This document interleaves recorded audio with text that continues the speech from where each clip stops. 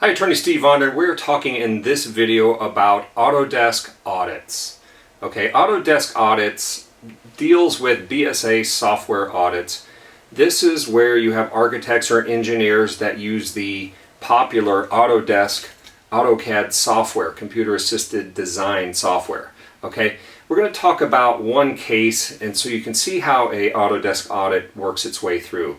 So without further ado, let's head to the Attorney Steve litigation whiteboard. Okay, so we're talking about these BSA audits. You get this letter that says you need to submit to a voluntary audit. It's from the BSA, Business Software Alliance, or one of its attorneys. Basically, they're looking around to see if you're using unlicensed, copyrighted software, okay?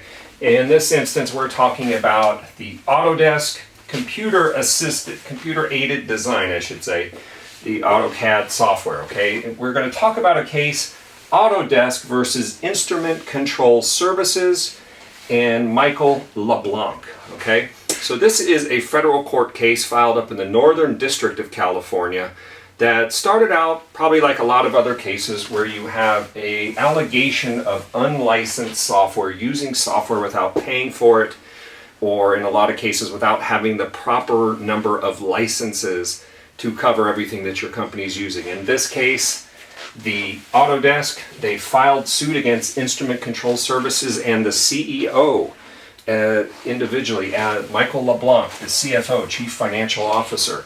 So, and we've talked about in other blogs how the the officers and directors of a company may be held liable for copyright infringement. So it's very important, if you're an officer or director of a company, to bear in mind that you could get sued in these kinds of situations. So you start off with an audit. Here we have architects and engineers, people that may be using the Autodesk software.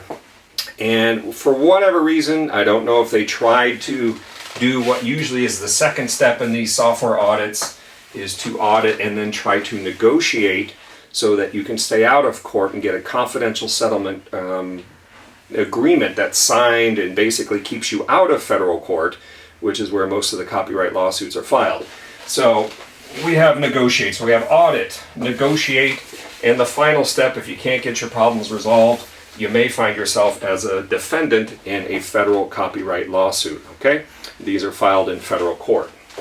Now, some of the things that might come up during an audit is that you actually have the receipts, but you can't find them, okay? Sometimes you say, well, I paid for these, but it was 4 or 5 years ago. I don't have them. I can't find them, but I did pay for them.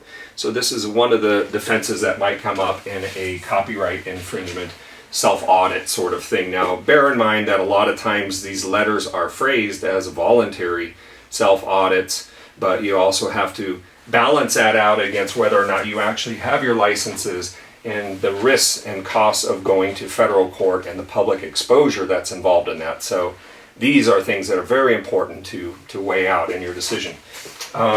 One of the things that you'll find, as we found in this case, and I'll give you the citation if you want to look it up in PACER online, the federal court online database. The case is 514-CV-03318. So you can find all the case documents in there and keep track and follow the case if you're interested, if you're a copyright buff like me. So basically in this case you had a lawsuit that was filed, and we'll talk about some of the typical things that you might see raised in a federal copyright lawsuit. One thing you're always going to see, usually you're going to see, is an allegation that the infringing use was willful, intentional, malicious. One more time. Willful, intentional, malicious. This is how the plaintiffs in these actions try to seek attorney fees and statutory damages and profits. So you're normally going to see an allegation of that. Again, as I said, keep in mind directors and officers could be pulled into these lawsuits because they're financially gaining off the use of the software in their organization, especially if they had supervisory capacity in overseeing these departments that are using the software.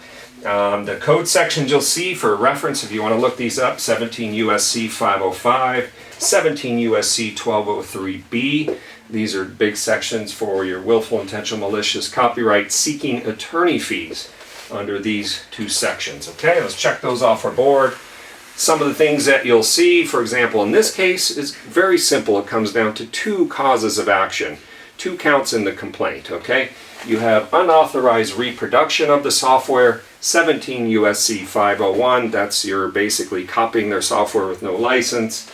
And the other one that you see, which is kind of interesting that I think a lot of people don't think about when they're in these copyright infringement type of cases, circumvention of copyright protection measures. Circumvention of copyright protection measures. So that's where you have technologies such as the Autodesk software, where they'll have what's called access control technology, and they're basically charging the defendant with getting around their access control technology and using these unlicensed copies of software. So these are typically the two claims that you would see. This is the two claims that you see in the Autodesk case. And some of the other things that you'll see, we'll just go down our checklist real quick here. You may see them asking for an injunction, basically to stop the infringing use, to stop using unlicensed copies. You may see a request to destroy infringing copies and to get rid of them. That's 17 U.S.C. 503B. 503B. You may see a request for actual damages or statutory damages under 17 U.S.C. 1203C. Okay, and here I'm going to circle this. We're talking about profits. They may come to see how much profits you made with the illegal use of their software. So you got to think about that. That could be dramatic, especially if you have a case where the defendant is using your software to make a lot of money. This is their business, right? They can't survive without your software. So very important to keep this in mind. A lot of people don't lose sight of the fact that they may be able to come seek the defendant's profits. Okay, and so that's a real basic overview of what you may see in a copyright lawsuit.